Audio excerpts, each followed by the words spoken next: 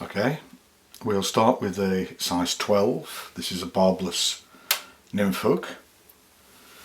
We've got brown sheer tying thread. This is a variant of the pheasant tail nymph, so we'll just attach our tying thread about there.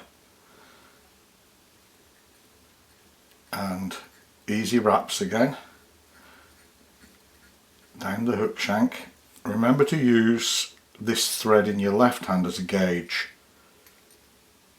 This will put each turn in the correct position on the hook shank, keeping things nice and neat all the way. So we come to about there. You can trim that off. Then what we need is some pheasant tail. This is cock ring neck centre tail. So we pull out some fibres to the side like that. So we line all the tips up. We gather these fibres together. And the tail wants to be about half the length of the hook shank. So we just put that on there. We spin our tying thread anti-clockwise. And we'll just catch that in with a couple of turns and check the tail length. That's good.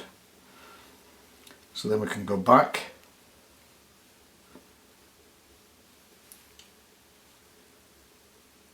About there, that's nice. Then we need some bright gold copper wire, just a short length, and we'll just place this on the hook shank like this. We don't want to go all the way up, and we'll just tack that in there, and then we can go up the whole way.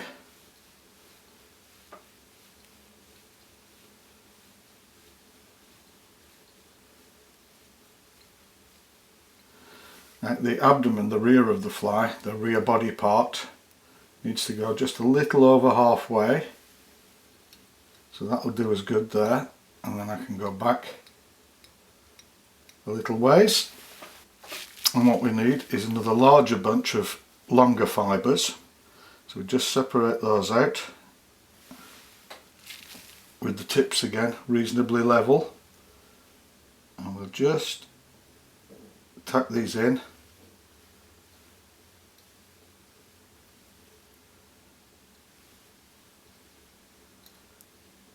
Go back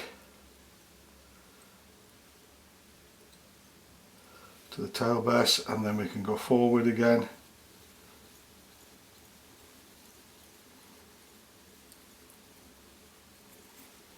Remember to correct your tying thread.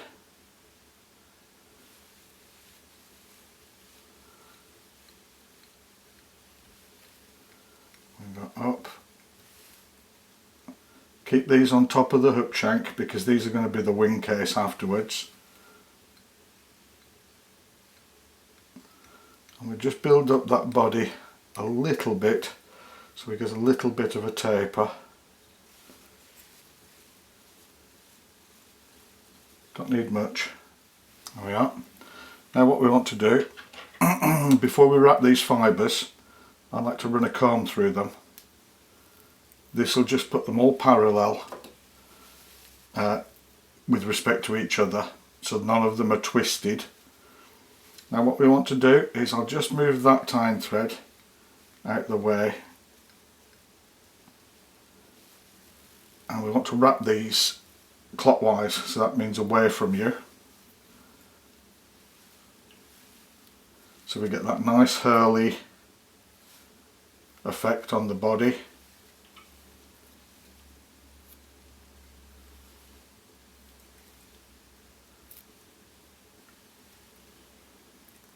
And that will do us very nicely there. So I'll come over now once with the tying thread like that just to lock them off. We can go forward a bit, keep these gathered up.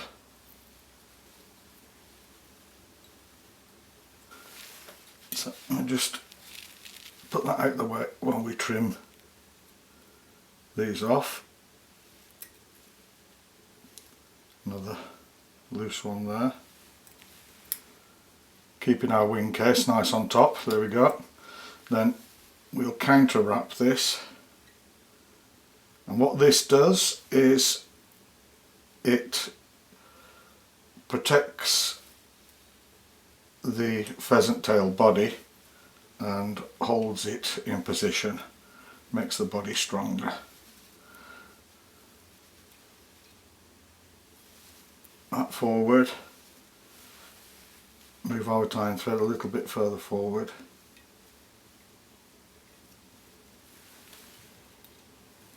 And then if you want a little extra weight, you can come in front and put a few tight wraps close into each other under where the thorax will be. And we'll take our tying thread and we'll lock that off.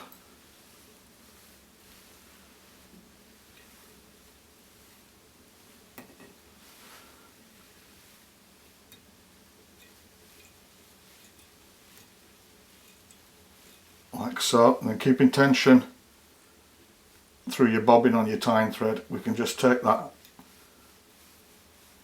and break off that copper wire with friction close to the hook shank. And we can hold down and go over the copper wire a little and back tight into the abdomen, keeping these pheasant tail fibres on top of the hook shank. And we need another bunch of pheasant tail fibres with the tips level again for the legs, and these want to be about the same length as the tail. So we'll come in there on top of the hook shank again and go forward,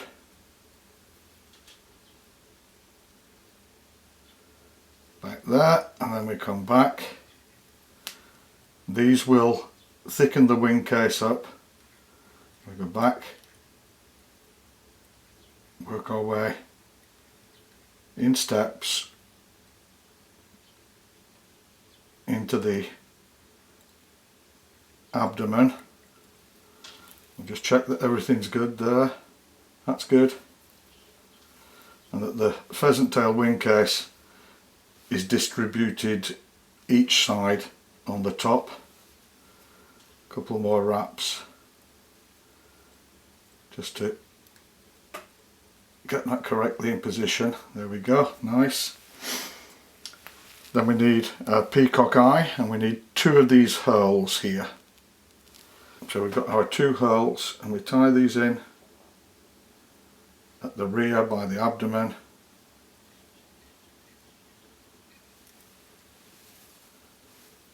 I need to go back a little bit more there.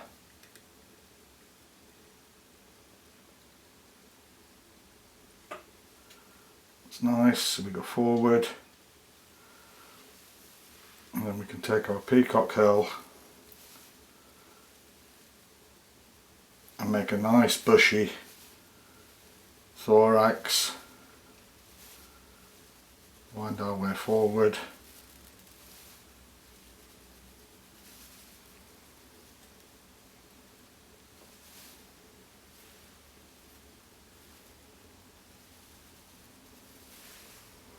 Hold it in position if they get too short, like that with your finger. Got that, and then we can spin our tying thread anti-clockwise, take 1 turn to lock them off. So then we take 2 or 3 turns over them, we fold them back, we take 2 or 3 turns in front. This will lock them off nicely, and then we can just carefully trim those off. Then we can take our legs and separate them about half and half as well as you can, and we pull these back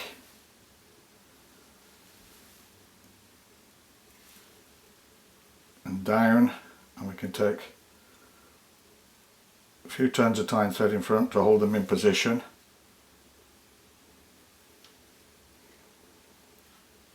That's good. Pull them back even more. Work our way back a little ways. Excellent. Then take our pheasant tail wing case. Now if you see here, I've got a fibre that crosses, a couple of them, so we just release those. This will give us a nice even parallel wing case instead of it all being crossed over each other. Keep it nice and tight, then we go over with one turn. Just check that everything's good. Everything's looking good there. Now if you see, I've made that singular turn to hold them down a ways back from the hook eye. This will give me a good distance to finish. So what we want to do now is we just take our scissors and we carefully trim at an angle like that. Spin our tying thread anti-clockwise to flatten it. Then we start at the hook eye, right into the hook eye, and we begin to wind back. And this will hold all those fibres down, lock them off. Then we take our whip finisher,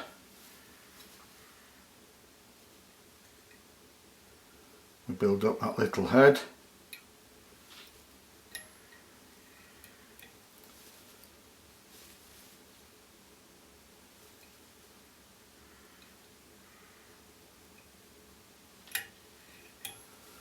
So, remove the tying thread, pull the legs out, and we'll varnish the head. Just a tiny drop of varnish at a time.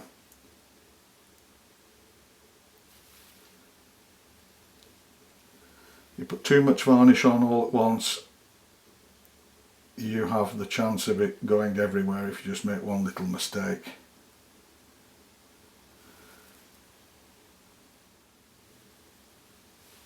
And that's it.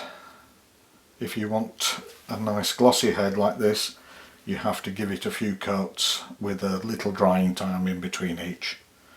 If you enjoy the videos, please like, share, subscribe, and thanks for watching.